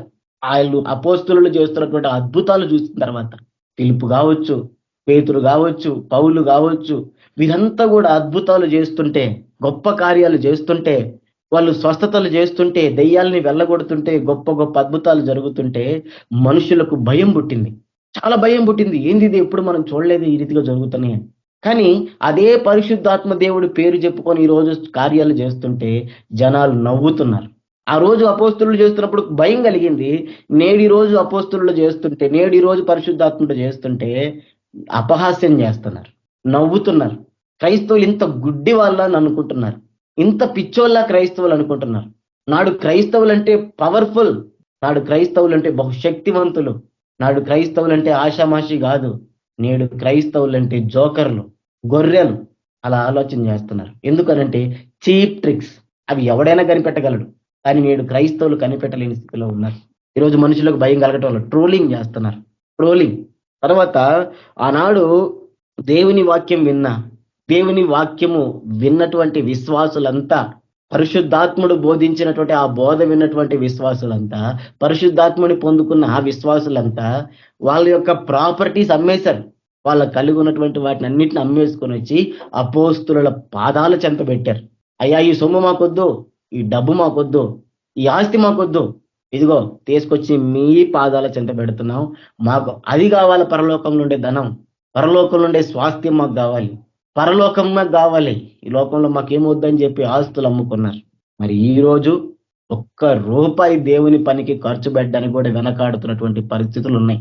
ఒక్క రూపాయి దేవుని కొరకు ఖర్చు పెట్టడానికి, బాధల్లో ఉన్న వారికి ఇవ్వడానికి, ఇరుకుల్లో ఉన్న వారికి ఇవ్వడానికి, దేవుని సేవ కోసం ఇవ్వడానికి, దేవుని పరిచరించడానికి ఇవ్వడానికి మనసు రావడంలా. మరి ఆ రోజుల్లో ఉన్న ఏది ఆత్మ, ఈ రోజులో ఉంది ఏ ఆత్మ? నాడు అపోస్తులు డబ్బంతా పాదాల దగ్గరికి వచ్చింది. నాడు అపోస్తులు ఎవరు ఎదుట చేజాపి అడగలే, మాకు ఇంత డబ్బు ఇవ్వండి, మేము ఆ సువార్త చేస్తున్నాం, ఆ ప్రాంతంలో పని చేస్తున్నాం, ఈ ప్రాంతంలో పని చేస్తున్నాం, మాకు తెచ్చి డబ్బు ఇవ్వండి అని చెప్పి ఎవరు అడగల. వాళ్ళ పాదాల దగ్గరికి డబ్బు ఎత్తుక్కుంటూ వచ్చింది. ఆ డబ్బు తీసుకున్న ఆ అపోస్తులు ఏం చేశారు అనంటే లేని వారికి పంచిపెట్టారు. ఉన్నవాడి దగ్గర తీసుకొని లేని వాడికి పంచిపెట్టి అందరినీ సమానం చేశారు. ఏ ఒక్కరికి కూడా కొదువు లేకుండా చేశారు. నేడు అపోస్తులు ఏం చేస్తున్నారు అనంటే గుంజుకుంటున్నారు. ఇంకా తీసుకురండి, అప్పులు చేసి మరీ తీసుకొని రండి. గుంజుకుంటున్నారు, పెద్ద పెద్ద బంగళాలు కడుతున్నారు, పెద్ద పెద్ద బిల్డింగులు కడుతున్నారు. వాళ్ళ సంఘంలో చచ్చిపోతున్నాడు రా నాయన, అనారోగ్యంతో చచ్చిపోతున్నాడు రా, క్యాన్సర్ చచ్చిపోతున్నాడు రా, ఆకలికి చచ్చిపోతున్నాడు రా, డబ్బులు లేవురా వాళ్ళ దగ్గర అని తెలిసినా కూడా ప్రార్థన చేసి వస్తారు, కానీ ఒక్క రూపాయి వాళ్ళకి తగిన సహాయం చెయ్యరు. ఈ వాస్తవ పరిస్థితులు. నేను ఎవరి మీద అక్కస్తో చెప్పడం లేదు, ఎవరినో ఏదో ఉద్దేశించి అనడం లేదు. వాస్తవ పరిస్థితులు, వాస్తవంలో మనం ఉండాలి. ఆనాడు అపోస్తులు పంచి పెడితే నేటి అపోస్తులు డబ్బులు తీసుకుంటున్నారు. నాడు పరిశుద్ధాత్మ చేత అభిషేకించబడి అపరిశుద్ధాత్మ చేత నడిపించబడుతున్న అపోస్తులు డబ్బులు పంచి పెడితే నేడు అదే పరిశుద్ధాత్మతో నడిపించబడుతున్న సేవకులు డబ్బులు గుంజుకొని పెద్ద పెద్ద గుడారాలు కడుతున్నారు, పెద్ద పెద్ద కడుతున్నారు, కోటాను కోట్ల రూపాయలు పెట్టి కడుతున్నారు, స్వర్గభోగాలకి వెచ్చిస్తున్నారు. అటువంటి పరిస్థితులు ఉన్నాయి, అటువంటి పరిస్థితులు ఈ లోకంలో ఉన్నాయి. కారణం ఏంటిది? మరి పరిశుద్ధాత్ముడు నిన్న నేడు నిరంతరం ఏకరీతిగా ఉండే దేవుడు కదా. అప్పుడు ఒక రకంగా, నిన్న ఒక రకంగా, మనకాడు ఒక రకంగా ఉండే దేవుడు కాదు కదా. ఆయన స్వభావం మారదు, ఆయన ప్రేమ మారదు, ఆయన శక్తి మారదు. మరి అప్పుడు జరిగిన వాటికి ఇప్పుడు జరుగుతున్న వాటికి ఎందుకు ఈ తేడా ఉంది అని అంటే అక్కడే వచ్చింది తేడా. భ్రమపరచు ఆత్మ వచ్చి దూరింది. భ్రమపరచు ఆత్మ వచ్చి దూరి చేస్తున్నటువంటి పనులు ఇవన్నీ. ఆనాడు అపోస్తుల్లో పరిశుద్ధాత్మ ఏం చేసింది? పంచిపెట్టమంది. ఈ రోజు ఏం చేస్తుంది? అదే పరిశుద్ధాత్మ అనుకొని వాళ్ళు ఫీల్ అవుతున్న బ్రహ్మపరచు ఆత్మ పెద్ద మందిరం కట్టు దేవుని బిడ్డల కోసం, ఇదిగో దేవుని పెద్ద దేవుడు చేసిన గొప్ప కార్యం అని చూపించు, ఈ బిల్డింగ్ కట్టి భ్రమపరుస్తుంది. అటువంటి పరిస్థితిలో ఉంది. ఎందుకు ఇదంతా జరుగుతుంది అని అంటే హృదయంలో వాక్యము నింపుకోవడం లేదు. ఎందుకు భ్రమపరచు ఆత్మకు చోటు దొరుకుతుంది మన జీవితంలో, ఈ లోకంలో క్రైస్తవుల జీవితంలో అంటే వాక్యము హృదయంలో నింపుకోవడం లేదు. వాక్యాన్ని హృదయంలో నింపుకొని ఆ వాక్యముతో జీవితాన్ని పోల్చుకోవడం ఎప్పుడో మానేశారు. దేవుని వాక్యంతో జీవితాన్ని పోల్చుకోవడం, దేవుని వాక్యాన్ని మన జీవితంలోనికి అప్లై చేసుకోవడం, ఈ మాట నా జీవితంలో నెరవేరుతుందా, ఈ మాట నా జీవితంలో జరుగుతుందా, ఈ వాక్యానికి నేను భిన్నంగా ఉన్నానా అని పరిశీలన లేదు. ఆ పరిశీలన లేదు కాబట్టే ఈరోజు ఇన్ని అనర్థాలు జరుగుతున్నాయి, ఇంతగా దేవునికి వ్యతిరేకంగా జరుగుతూ ఉన్నాయి. కీర్తనల గ్రంథంలో ఉంటుంది 119వ అధ్యాయం 11వ వచనంలో, కీర్తనల గ్రంథం 119వ అధ్యాయం 11వ వచనంలో, నీ ఎదుట నేను పాపము చేయకూడనట్లు నా హృదయంలో నీ వాక్యము ఉంచుకొని ఉన్నాను. ఏం చెప్తున్నాడు ఆయన? పాపం చేయడానికి చేయకుండా ఉండాలి అనంటే ఉన్న ఏకైక సొల్యూషన్ ఇది ఒక్కటే. ఏమంటున్నాడు? నీ ఎదుట నేను పాపము చేయకున్నట్లు, నీ ఎదుట నేను పాపము చేయకుండా ఉండునట్లు నా హృదయములో నీ వాక్యము ఉంచుకొని ఉన్నాను. నేను నీ ఎదుట పాపం చేయకుండా అంటే ఏముండాలి? నా హృదయంలో వాక్యం ఉండాలా. ఈ వాక్యం నా హృదయంలో లేకపోతే నేను ఏం చేస్తున్నానో కూడా నాకు తెలియదు. నేను పాపం చేస్తున్నానో తెలియదు, నీతి చేస్తున్నానో తెలియదు, నీకు తగినట్లుగా ఉన్నానో తెలియదు. అదే అదే అపవిత్ర ఆత్మ అనుకోండి, అపవిత్రకైన కార్యాలే ఉంటాయి కాబట్టి సహించగలం, గుర్తెరగగలం, అరే ఈ జీవితం బాగలేదు కదా అని. ఆ అపవిత్ర ఆత్మకు భ్రమపరచు ఆత్మ తోడైతే చూడండి, మనలో ఉండే అపవిత్రమైన కార్యాలు ఏవి కనపడవు. చాలా మంది అనుకుంటారు, నేను వ్యభిచారం చేయట్లేదే, నేనేమి దొంగతనాలు చేయడం లేదే, నేనేమి అది చేయట్లేదు ఇది చేయట్లేదు అనుకుంటారు. కానీ వాళ్ళలో ఉన్నది ఏదో గ్రహించలేరు. అది అంత పెద్ద పాపం నేను చేయట్లేదు కదా, అంత పెద్ద పాపం ఇంత పెద్ద పాపం అని ఏమీ లేదు, అన్ని పాపాలే. నువ్వు దేవుణ్ణి ప్రేమించవచ్చు, నువ్వు విశ్రాంతి దినాన్ని ఆచరించవచ్చు, కానీ పొరుగు వాడికి నువ్వు చేయలేని స్థితిలో నీవు ఉంటే పాపమే. పొరుగువాడిని నీవు ఆశించే రీతిగా ఉంటుంది, పాపమే. ఏ ఒక్కటి తప్పినా పాపమే. అది చిన్నది ఇది పెద్దదని ఏమీ లేదు, దానికి శిక్ష ఉంది దీనికి శిక్ష లేదని ఏమీ లేదు, అన్నిటికీ సమానమైన శిక్షే. యేసు ప్రభువు ఎంత మాట కాకపోతే విచారం చేస్తేనే పాపం కాదు, దాని వాళ్ళ తలంపుల్లో ఊహించినా కూడా పాపమే, వ్యభిచారమే అని చెప్పాడు. అదే రీతిగా ఒకటి చిన్నదని ఒకటి పెద్దదని ఏమీ లేదు, అన్ని పాపాలే అని మనుషులు గ్రహించలేని స్థితిలో ఉన్నారు, మనుషులు దాన్ని అర్థం చేసుకోలేని స్థితిలో ఉన్నారు. చూడండి ఎందుకు ఈ పరిస్థితి వచ్చిందనంటే వాక్యముతో జీవితాన్ని సరిపోల్చుకోకపోవడం. ఈ భ్రమపరచు ఆత్మ పట్టిన వ్యక్తి సౌలు. పాత నిబంధనలో మనం చూస్తాం, సౌలు ఏం చేశాడు? ఆ సమూయేలు వచ్చి నువ్వు వెళ్ళి అమాలేకీయులను మొత్తాన్ని చంపేసాయి, కనికరం చూపొద్దు, చిన్న పెద్ద ఏ దాన్ని కూడా వదలొద్దు, సమస్తాన్ని అపవిత్రపరిచే మొత్తాన్ని నాశనం చేయమని చెబితే ఆ వ్యక్తి ఏం చేశాడు? చాలా చక్కగా విన్నాడు, అతను తప్పేం లేదు అక్కడ, చాలా చక్కగా మాట విన్నాడు, వెంటనే యుద్ధానికి వెళ్ళాడు, మొత్తాన్ని చంపేశాడు. కానీ పూర్తిగా చేయాల. ఆ భ్రమపరుచు ఆత్మ వచ్చి దూరింది. ఏమనింది? అందరినీ చంపేశావు కదా, ఒక్కడే కదా, అందరినీ చంపేశావు కదా, ఒక్కడే కదా, ఏమవుతుంది? ఏం కాదులే, చంపేశావు కదా అందరినీ, ఏ పశువులే కదా, ఏమవుతుంది అనేటువంటి భ్రమను అతలకు తీసుకొచ్చింది. అసలు దేవుడిచ్చిన ఆజ్ఞ వేరు, ఇప్పుడు ఇతను చేసింది వేరు. కొంత డీవియేషన్ వచ్చింది, పూర్తిగా కాదు. పూర్తిగా అయితే అతనే గ్రహిస్తాడు నేను చేయలేదు కదా అని. పూర్తిగా ఏం చేయకుండా ఉండాలా, అన్నింటినీ చంపేశాడు, చాలా మందిని చంపేశాడు. కొంతమంది ఏమో తప్పించుకొని పోయినట్టున్నారు, రాజు ఒకటి మిగిలినట్టున్నాడు, కొన్ని పశువులు మిగిలినాయి, అంతే. మిగతా వాళ్ళు అయితే చచ్చిపోయినారు. ఆజ్ఞ అయితే చేశాడు, కానీ కొంత డీవియేషన్ వచ్చింది అంతే. అతడేమనుకున్నాడు అంటే ఆత్మ చెప్పి ఆత్మ చేతిలో మోసపోయి సరిపోయిందిలే, సమూయేలు చెప్పిందంతా నేను చేశాను అని చెప్పి ధైర్యంగా ఉన్నాడు. సమూయేలు చెప్పింది దేవుడు ఇచ్చిన ఆజ్ఞ మొత్తం నేను నెరవేర్చానని చెప్పి సంతోషంగా ఉన్నాడు. పార్టీ చేసుకోవడానికి సిద్ధమవుతున్నాడు, రెడీగా ఉన్నాడు. సమూయేలు వచ్చాడు. ఏం చేశావు నువ్వు? నీకు చెప్పిన పని ఏంది, నువ్వు చేసింది ఏంది అని అంటే చూడండి, అతడికి గుండె జారిపోయినంత పని అయిపోయింది. చూడండి, సమూయేలు మొదటి గ్రంథం 15వ అధ్యాయము 18వ వచనంలో అక్కడ రాయబడుతున్న మాట, మరియు యెహోవా నిన్ను సాగనంపి నీవు పోయి పాపాత్ములైన అమాలేకీయులను నిర్మూలన చేయము, వారు లయమగు వరకు వారితో యుద్ధము చేయమని సెలవీయగా. దేవుడిచ్చిన ఆజ్ఞ ఏంటిది? నీవు వాళ్ళని నిర్మూలన చేయాలి, వారు లయమగు వరకు వారితో యుద్ధం చేయాలి. కొందరు చచ్చిపోయారు కదా, పారిపోయిన వాళ్ళు పారిపోతే పారిపోయారులే అని వదిలేశాడు. వారిని లయము చేయలా. 100 మందిని పట్టుకొని వచ్చాడు, కొన్నిటిని పట్టుకొని వచ్చాడు. నీవు ఎందుచేత యెహోవా మాట వినక దోపుడి మీద ఎగబడి ఆయన దృష్టికి కీడు చేసితవనిను. ఇంకా సౌలుకి అర్థం కాల. సౌలు అప్పటిదాకా ఏమనుకుంటున్నాడు? నేను ఆజ్ఞంతా నెరవేర్చేశాను అనుకుంటున్నాడు, నేను అంతా చేసేసాను అనుకుంటున్నాడు, ఆ మైండ్ లో ఉన్నాడు. ఎప్పుడైతే సమూయేలు వచ్చి కొండ బద్దలు కొట్టాడో, నిజమైన సత్యమైన వాక్కు ఏది చెప్పాడో, లయమగు వరకు వారితో యుద్ధము చేయమని చెప్పాడు కదా, మరి ఎందుకు చేయలేదనంటే ఆయన గుండె ఆగిపోయింది కాసేపు.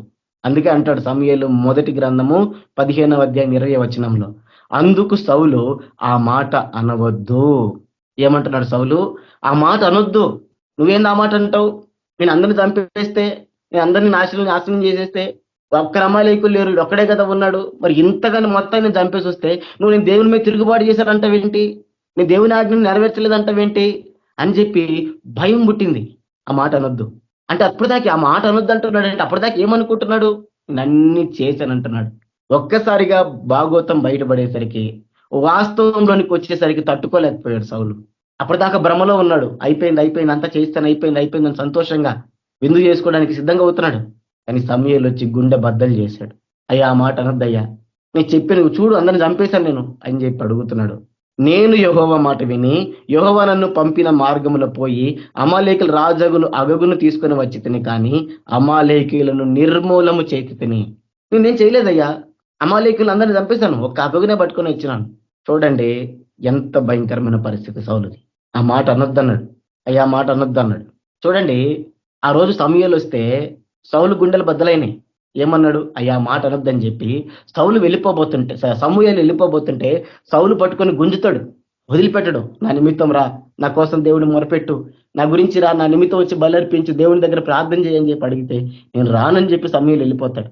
అయితే సౌలు ఏం చేస్తాడు అంటే అతని దుప్పటి పట్టుకొని లాగుతాడు. అక్కడ ఒక మాట రాయబడుతుంది, దుప్పటి చినిగిపోయిందని. నేను అనుకున్నాను ఆ మాట ఎందుకు రాసి, దుప్పటి చినిగిపోయేది కూడా రాయించాలనా అనేటువంటి ఆలోచన వచ్చింది. కానీ దాని అర్థం ఏంటిదనంటే, దుప్పటి అంటే పేపర్ కాదు, కచ్చిపు కాదు, దుప్పటి అంటే బహు లావుగా ఉంటది. మరి అది చినిగిపోయిందనంటే సమూయేలుకి సౌలుకి మధ్య ఆ పెనుగులాట ఎంత భయంకరంగా జరిగిందో అర్థం చేసుకోండి. తను తప్పు చేశానని గ్రహించినటువంటి సౌలు సమూయేలును బతిమలాడుతున్నాడు, నా నిమిత్తం వచ్చి దేవుని దగ్గర ప్రార్థన చేయండి. ఆ పెనుగులాటలో దుప్పటే చినిగిపోయిందంటే ఎంత గట్టిగా పట్టుకొని లాగుంటాడు సౌలు. మరి చూడండి, ఈ రోజుల్లో అదే సమూయేలు గనక వచ్చి వాస్తవాన్ని చెబితే, అదే సమూయేలు గనక వచ్చి మన జీవితంలో ఉన్న వాస్తవాన్ని చెబితే, ఈరోజు సంఘానికి వెళ్ళి వాస్తవాన్ని చెబితే ఏం చేస్తున్నారు చెప్పండి? ఆనాడు సౌలే నయం.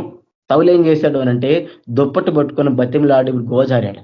నేడున్న మనమైతే ఏం చేస్తామో తెలుసా? కత్తి తీసుకెళ్లి దూసి చంపేస్తాం. ఏం మాట్లాడుతున్నావు అని చెప్పి కత్తి తీసుకెళ్లి పొడిచి చంపేస్తాం. చంపడం అంటే నిజంగా చంపడం అని కాదు, చెప్పిన వ్యక్తిని ద్వేషిస్తాం. నా సహోదరుని ద్వేషించేవాడు నరహంతకుడు. అదే జరుగుతుంది ఈ లోకంలో. ఆనాడు సౌలు దగ్గరికి వెళ్ళి సమూయేలు అతనిలో ఉన్న వాస్తవాన్ని చూపిస్తే అతడు బతిమలాడాడు. సౌలు ఇంకా చాలా నయం నేడున్న క్రైస్తవులు చాలా మంది కంటే. అదే సమూయేలు గనక వచ్చి నేడు నీకు నాకు వాస్తవం చెబితే, సత్యాన్ని చెబితే ఏం చేస్తామనంటే కత్తి తీసుకొని నరికేస్తాం, పొడిచి చంపేస్తాం ద్వేషంతో. అటువంటి పరిస్థితులు ఉన్నాయి. ఆనాడు వాస్తవంలోనికి వచ్చిన సౌలు పోయి బతిమలాడినాడు సమూయేలుని. నేడు ఈ రోజు మనం వాస్తవంలోనికి వచ్చి దేవుని దగ్గరికి వెళ్ళి పాదాల మీద పడి ఏడ్చేటువంటి పరిస్థితి లేదు. అంతగా భయంకరంగా కూరుకుపోయినారన్నట్టు, అంతగా పడిపోయినారన్నట్టు, అంతగా దాని బందీల్లో ఉన్నారన్నట్టు. వాస్తవాన్ని ఇష్టపడడం లేదు నేటి క్రైస్తవులు. వాస్తవంలోనికి రావడానికి ఇష్టపడడం లేదు నేటి క్రైస్తవులు. సత్యాన్ని తెలుసుకోవడానికి ఇష్టపడడం లేదు. దేవుని ఉద్దేశాన్ని ఎరగడానికి ఇష్టపడడం లేదు. దేవుని చిత్తాన్ని చేయడానికి ఇష్టపడడం లేదు. దేవుని సిలువను మోయడానికి ఇష్టపడడం లేదు. దేవుని మహింపరచడానికి ఇష్టపడడం లేదు. మరి ఎందుకు ఇష్టపడుతున్నారు అనంటే ఇహలోక సంబంధమైన భోగాలన్నిటినీ దేవుని దగ్గర అనుభవించడానికి ఇష్టపడుతున్నారు. అటువంటి పరిస్థితులు ఉన్నాయి. అటువంటి పరిస్థితులు ఉన్నాయి. దావీదు అందుకు మినహాయింపు కాదు. దావీదు కూడా అటువంటి పరిస్థితుల్లోనే ఉన్నాడు. ఎప్పుడైతే నాతాను ప్రవక్త చెప్పాడో గుండెలు పగిలేలా వెళ్ళి ఏడ్చాడు. గుండెలు పగిలేలా వెళ్ళి ఏడ్చిన దావీదు కనికరించబడ్డాడు. ఆ కాసేపు ఆ సౌలు ఎందుకు కనికరం పొందలేకపోయాడు అంటే కొంచెంసేపు ఇశ్రాయేలుల మీద వేశాడు. వాళ్ళు చెప్తే నేను చేశాను అన్నాడు. కాసేపు నేనేం చేయలేదు అన్నాడు. పాపాన్ని అంగీకరించలేకపోయాడు కోసేపు. కానీ దావీదు అలా చేయలే. వెంటనే ఒప్పుకున్నాడు, రియలైజ్ అయ్యాడు, వాస్తవంలోనికి వచ్చాడు. అయ్యో నేను దేవునికి వ్యతిరేకంగా ఉన్నానని గ్రహించాడు. వెళ్ళిపోయి దేవుని పాదాల చెంతపడి ఏడ్చాడు. ఆయన తప్పించుకున్నాడు. సౌలు తప్పించుకోలేకపోయాడు. సౌలు రకరకాల సొడ్డులు చెప్పాడు. నేను చేశాను, దేవుడిచ్చి నాకు నేను సెలవిచ్చానని కాసేపు అన్నాడు. వీరు బలవంతు పెడితే చేశాడని కాసేపు అన్నాడు. సొడ్డులు చెప్పాడు. చూడండి, అతడు శ్రమల పాలైపోయాడు. తర్వాత మనం చూస్తాం ఇశ్రాయేలు ప్రజల్ని. ఇర్మియా గ్రంథంలో మనం చూస్తాం 23వ అధ్యాయం 16వ వచనంలో సైన్యములకు అధిపత్యగు యెహోవా ఇలాగ సెలవిస్తున్నాడు, మీకు ప్రవచనములు ప్రకటించు ప్రవక్తల మాటలను ఆలకింపుకుడి, వారి మిమ్మల్ని భ్రమ పెట్టుదురు, వారు నన్ను తృణీకరించు వారితో మీకు క్షేమము కలుగునని యెహోవా సెలవిచ్చననియు, ఒకడు తన హృదయ మూర్ఖత చొప్పున నడవగా వానితో మీకు కీడు రాదనియు చెప్పుచు యెహోవా ఆజ్ఞను బట్టి మాట్లాడక తమకు తోచిన దర్శనమును బట్టి పలుకుదురు. ఆనాడు దేవుడు ఇర్మియా ప్రవక్త ద్వారా ఇశ్రాయేలు ప్రజలకు తెలియజేశాడు, మీ దగ్గర ఉన్న ప్రవక్తలు మంచివారు కాదు, వాళ్ళు యెహోవా ప్రవక్తలు కాదు, వాళ్ళు భ్రమపరచు ఆత్మచేత నింపబడిన ప్రవక్తలు. ఏం చేశారు? వారు నన్ను తృణీకరించి వారితోటి నీకు క్షేమం కలుగుతుందని చెప్తారు, డబ్బులు ఇచ్చేవాడికి ఎక్కువ బాగుంటుందని చెప్తారు, వాడిని ఘనంగా ఎంచుతారు, దేవుడు నిన్ను దీవిస్తాడని చెప్తారు. పాపాన్ని జ్ఞాపకం చెయ్యరు. నువ్వు చేస్తున్న అవిధేయతని జ్ఞాపకం చెయ్యరు. పాపాన్ని జ్ఞాపకం చేయని వారు ఎవరైతే ఉన్నారో వారు భ్రమపరచు ఆత్మచేత నడిపింపబడుతున్నటువంటి వారు. పరిశుద్ధాత్ముడు మాట్లాడితే పాపాలు బయటపెడతాడు. పరిశుద్ధాత్ముడు పనే అది. ఎందుకు పరిశుద్ధాత్ముని యేసు ప్రభు మనకి ఇచ్చిపోయాడు? అయ్యా నేను వెళ్తున్నాను, ఆయన వెళ్తే నేను వెళ్తే ఆయన మీ దగ్గరికి వస్తాడు, ఆయన వస్తే మీకు మేలు. ఎందుకు చెప్పాడు? ఎందుకనంటే ఆయన సహాయము లేకపోతే మనము దేవుని దగ్గర మన పాపాలు ఒప్పుకోం. ఆయన మనకు గుర్తు చేయకపోతే, ఆయన మనకు బోధించకపోతే, ఆయన మనకు జ్ఞాపకం చేయకపోతే, ఆయన మనల్ని గద్దించకపోతే నువ్వు ఈ దేవుని దగ్గరికి వెళ్ళి పాపాలు ఒప్పుకోవు. నిన్ను నడిపించడానికి, నిన్ను గద్దించడానికి, నిన్ను హెచ్చరించడానికి పరిశుద్ధాత్మను ప్రభు మనకి ఇచ్చిపోయాడు. ఆయన మనతో ఉంటాడు. ఆయన లోకమును గురించి, పాపమును గురించి, తీర్పును గురించి ఒప్పుకునేలాగా చేస్తాడు. అది ఆయన ప్రాముఖ్యమైన గుణగణం. యేసు ప్రభు ఇచ్చిపోయింది అందుకే. ఆయన మీలో ఉంటే మీరు పాపాలని జయిస్తారు. ఆయన మీలో ఉంటే మీరు శక్తివంతులు అవుతారు. ఆయన మీలో ఉంటే ఆయనకు సంపూర్ణంగా మీరు లోబడితే మీరు గొప్ప కార్యాలు చేస్తారు. ఆయనను తృణీకరిస్తే మీరు ఎందుకు పనికి రాకుండా పోతారని చెప్పాడు. ఆ రోజు అపోస్తులు చేసిన పని అదే. ఆయన నడిపింపు చొప్పు నడిచినారు. ఆయన చెప్పిన మాటలను జ్ఞాపకం చేశారు. వారు మాట్లాడే ప్రతి చోట మారు మనసులు కలిగినాయి. ఈ రోజు పరిశుద్ధాత్ముడు ఎలా అయిపోయినాడు అంటే వచ్చేవాడిగా పోయేవాడుగా ఉన్నాడు. వచ్చేవాడు పోయేవాడుగా ఉన్నాడు. యేసు ప్రభు ఏం చెప్పిపోయాడు అనంటే యోహాను సువార్తలో ఆయన 14వ అధ్యాయం 16వ వచనంలో, నేను తండ్రిని వేడుకొందును మీ యొద్ద ఎల్లప్పుడూ నుండుటకై ఆయన వేరొక ఆదరణకర్తను. ఏం చెప్పాడు ఆయన? నేను తండ్రిని వేడుకుంటాను, ఆయన మీ యొద్ద ఎల్లప్పుడూ నుండుటకై, ఎల్లప్పుడూ నుండుటకై, ఎల్లప్పుడూ ఉండుటకై. ఎల్లప్పుడూ అంటే ఏంటి దాని అర్థం? ఎల్లప్పుడూ అంటే ఏంటి దాని అర్థం? ఎప్పుడు మనతోనే ఉంటాడని. వచ్చిపోయే వ్యక్తి కాదు. మ్యూజిక్ ఎక్కువైతే వచ్చిపోయే వ్యక్తి కాదు ఆయన. మ్యూజిక్ ఎక్కువైతే వచ్చి మ్యూజిక్ తగ్గిపోగానే వెళ్ళిపోయే వ్యక్తి కాదు. ఉద్వేగం ఎక్కువైపోయినప్పుడు వచ్చి ఉద్వేగం తగ్గిపోయినాక పోయే వ్యక్తి కాదు. ఎల్లప్పుడూ ఉండేవాడు. ఈ రోజు మన వాళ్ళు తిరిగి దాన్ని ఏం చేశారు అని అంటే బాగా మనుషుల్ని రెచ్చగొట్టి ఒక విధమైన భావోద్వేగాలను తీసుకువెళ్ళి నువ్వు ఆత్మను పొందుకున్నావని చెప్తారు.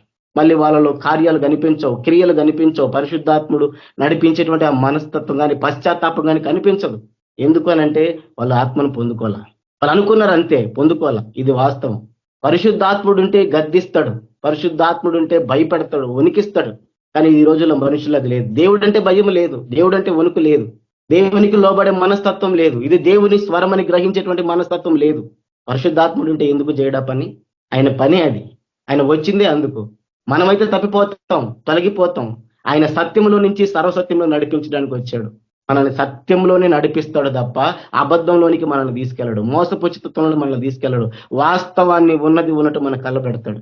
కానీ ఆ రోజు ఆ భక్తులు, ఆనాటి ప్రవక్తలు ఏం చేశారు అనంటే పరిశుద్ధాత్ముడు లేని ప్రవక్తలై గద్దింపు లేని వాక్యాలు చెబుతూ వాక్యంలో పాపాన్ని గురించి తెలియజేయకుండా చెప్పిన ప్రతి బోధన ఇశ్రాయేలు ప్రజలు నమ్మారు. ఒక్కటే మనం గుర్తుపెట్టుకోవాలా, మనలో బలహీనతలు ఎత్తి చూపించడం లేదు, మనలో పాపాలని గుర్తు చేయడం లేదు, మనలో ఉన్న లోపాలని గుర్తు చేయడం లేదు. మనకు చాలా వినసొంపుగా హాయిగా వాక్యం ఉంది అనంటే అది పరిశుద్ధాత్మని స్వరము కాదు. నువ్వు చెప్పగలవా ఈరోజు నాలో ఏ బలహీనత లేదు, నాలో ఏ తప్పు లేదు, నాలో ఏ లోపము లేదు, నేను పర్ఫెక్ట్ గా ఉన్నానని చెప్పగలవా? చెప్పలేం. మరి అలాంటి మనతోటి ఆయన ఏ పాపము జ్ఞాపకం చేయకుండా ఎందుకుంటాడు?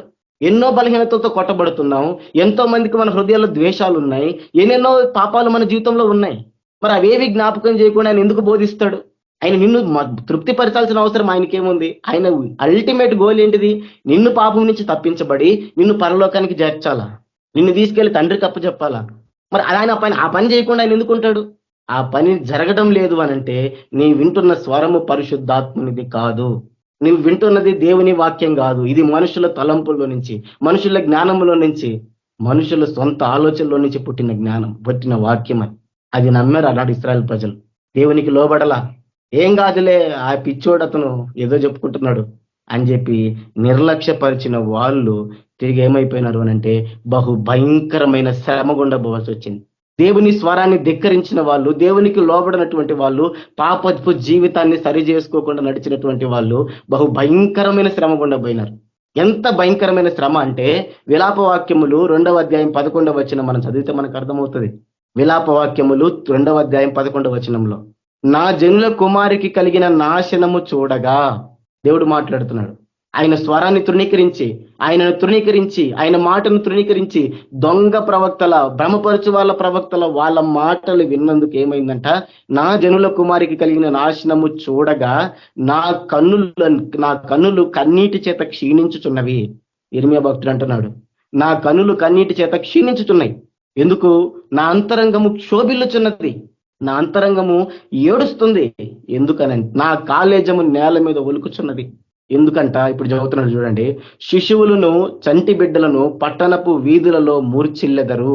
శిశువులు అంటే ఎవరు? చిన్న బిడ్డలు, చంటి బిడ్డలు ఏమవుతారనంట? పట్టణపు వీధులలో మూర్చిల్లెదరు, తప్పిపోయి పడిపోతారు, శ్రమల పాలవుతారు. తర్వాత చెప్తున్నాడు చూడండి, గాయముందిన వారై పట్టణపు వీధులలో మూర్చిల్లుచు. ఎవరు చెప్పండి? చిన్న బిడ్డలు, చంటి బిడ్డలు, శిశువులు పట్టణంలో మూర్చిల్లు పడిపోయి గాయాల పాలైపోయి పట్టణపు వీధులలో మూర్చిల్లుచు తల్లుల రొమ్మును ఆనుకొని ఏం చేస్తారంట? గాయాలు పొందిన వారై తల్లి దగ్గరికి వచ్చి తల్లి రొమ్మును ఆనుకొని అన్నము ద్రాక్షరసము ఏది అని తమ తల్లులను అడుగుచు ప్రాణము విడిచెదరు. ఆ మాట చదువుతుంటేనే ఎంతో ఏడుపు వస్తుంది.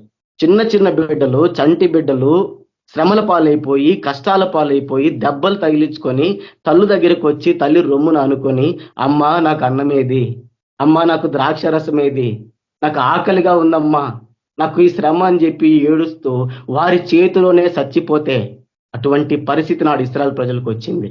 అంతటి భయంకరమైన శ్రమలకు వచ్చింది. ఎందుకు వచ్చింది ఇంత కఠినమైన శ్రమ అంటే కేవలం దేవుని వాక్కును తృణీకరించి, దేవుని వాక్కును నిర్లక్ష్య పెట్టి తెచ్చుకున్నటువంటి శ్రమ అది. దేవుడు అంటున్నాడు చూడండి, యెరూషలేము కుమారి ఎట్టి మాటల చేత నిన్ను హెచ్చరించుదును. యెరూషలేము కుమారి ఎట్టి మాటల చేత నిన్ను హెచ్చరించుదును. నేను ఇంకేం హెచ్చరించాలి? నాకు ఇంక ఎక్కడున్నాయి మాటలు? ఇంతకంటే నేను ఏం హెచ్చరించగలను? నీ చంటి బిడ్డ, నీ శిశువు బాయలు పొంది, దెబ్బలు పొంది, మూర్చిల్లి పడిపోయి నడుచుకుంటూ నీ దగ్గరికి వచ్చి రొమ్మును అనుకొని, అమ్మ అన్నమేది, అమ్మ ద్రాక్షరసమేది, దాఖలుగా ఉంది, దాహంగా ఉందని చెప్పి మాట్లాడుతూ నీ చేతిలో చచ్చిపోతే మరి ఇంతకంటే నేను ఏమని హెచ్చరించాలి? దేనితో నేను సాటి చేయుదును? సియోను కుమారి కన్యక, నిన్ను ఓదార్చుటకు దేనితో నిన్ను పోల్చుదును? నేను దేనితో సాటి చేయాలి? ఇంత ఘోరమైన స్థితికి కారణం ఎవరు? నువ్వు కాదా? దేవుడు మాట్లాడుతుంటే సరి చేసుకొని జీవితం కలిగిన నీవు కాదా? దేవుని వాక్యంతో పోల్చుకోకుండా నడిచినటువంటి జీవిత వ్యక్తివి నువ్వు కాదా? నేను దేనితో పోల్చాలి? ఎట్టి మాటలతో నిన్ను ఓదార్చాలి. అంత కఠినమైన శ్రమను కొని తెచ్చుకున్నావు కదా, అంత కఠినమైన పరిస్థితిని కొని తెచ్చుకున్నావు కదా, నీకు ఏమని హెచ్చరించాలి?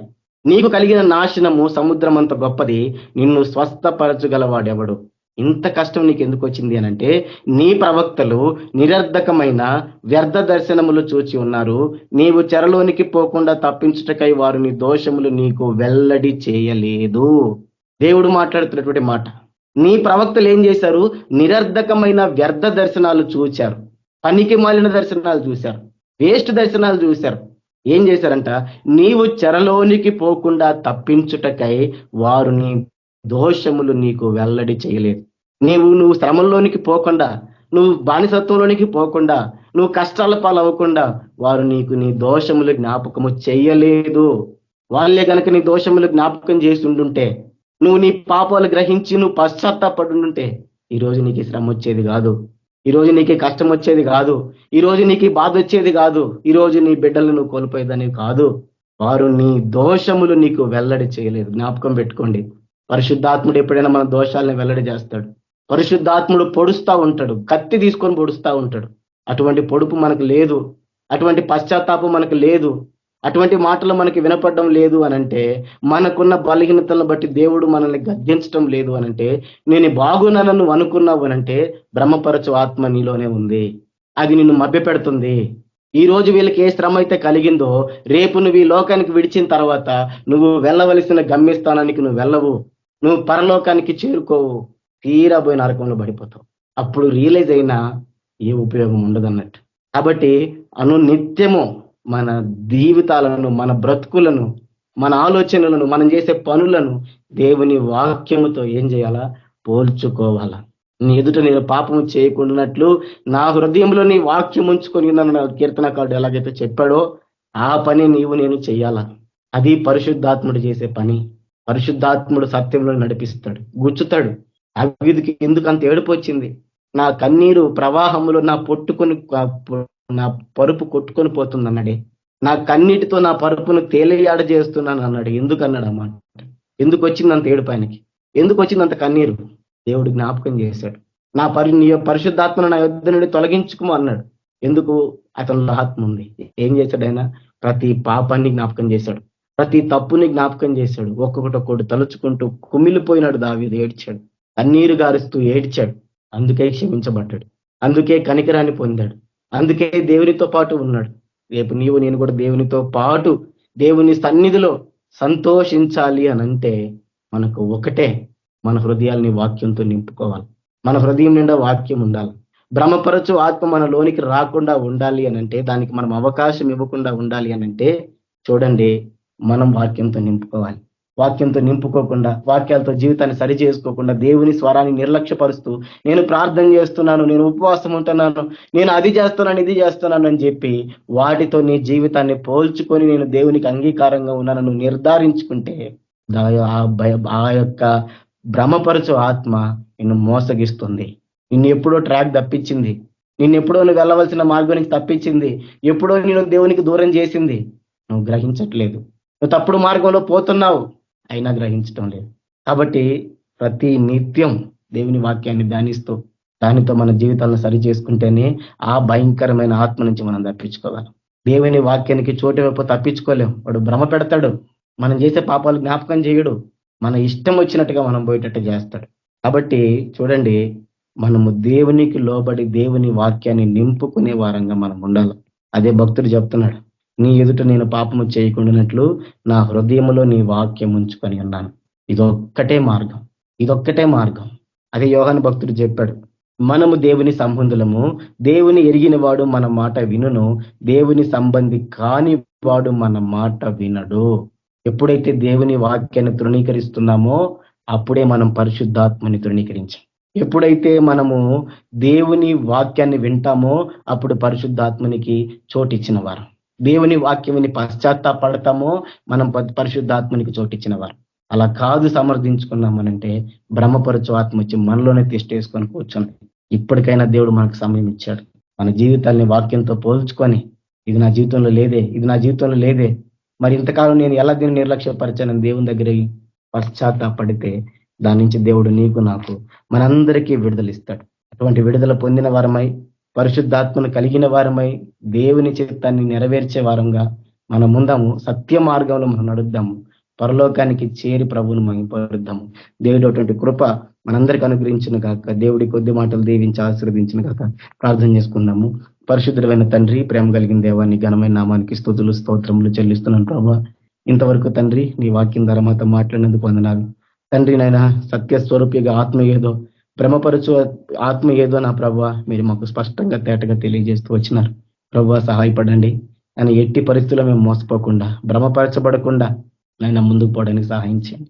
నీ వాక్యాన్ని మా హృదయంలో నింపుకొని నీ వాక్యానికి తగినట్లుగా ప్రభావ మేము ముందుకు కొనసాగడానికి సహాయం చేయండి తండ్రి. నీ ఉద్దేశాలను మాత్రమే నెరవేర్చి మిమ్మల్ని మాత్రమే మహింపరిచి లోకాన్ని విడిచే వరంగా మేము ఉండాలి ప్రభావ.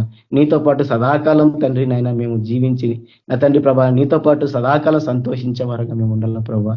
అటు గొప్ప ధన్యతను మాకు అనుగ్రహించమని, మీ నిజమైన నడిపింపును మాకు అనుగ్రహించమని ప్రభా, మీ వాక్యానుసారంగా నా తండ్రి మేము నడుచుటకు మీ కృప మాకు అనుగ్రహించమని మమ్మల్ని అందరినీ కూడా ప్రభావ మీ కృప గల స్థలకు అప్పగించుకుంటూ మీ కృపను కోరుతూ యేసుక్రీస్తు పరిశుద్ధ నామంలో ప్రార్థించి పెట్టుకుంటున్నాను తండ్రి. ఆమేన్. మన ప్రభువైన యేసుక్రీస్తు కృపము, ప్రేమ, సమాధానం, నడిపింపు చేరొచ్చిన మనందరికీ, లోకంలోని సకల పరిశుద్ధులకు సదాకాలం తోడండి నడిపించిన కాక. ఆమేన్. అందరికీ ప్రైజ్ లార్డ్. అందరికీ praise lord. Praise lord sister, praise lord brother. అందరికీ వందనాలు. దేవుడు మీ అందరినీ దీవించును గాక. Praise the lord brothers and sisters అందరికీ ప్రైజ్ ది లార్డ్.